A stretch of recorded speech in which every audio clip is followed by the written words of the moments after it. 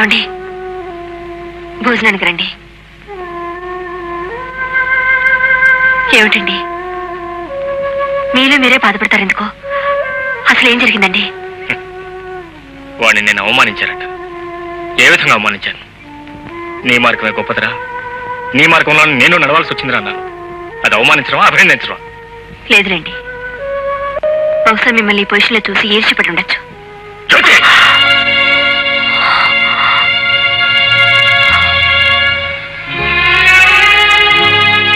Sorry జ్యోతి,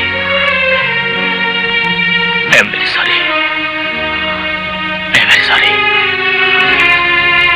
జ్యోతి, వాడి విషయం నీకు తెలియదు. వాడికి నేనంటే ఎంతో ఇష్టం, ఎంతో ప్రేమ. వాడికి నన్నే హక్కు ఉంది.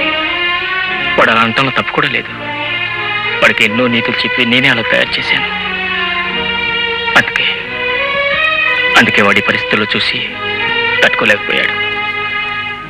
ఆ విషయంలో తొందరపడ్డారు. నువ్వేమనుకోవద్దు.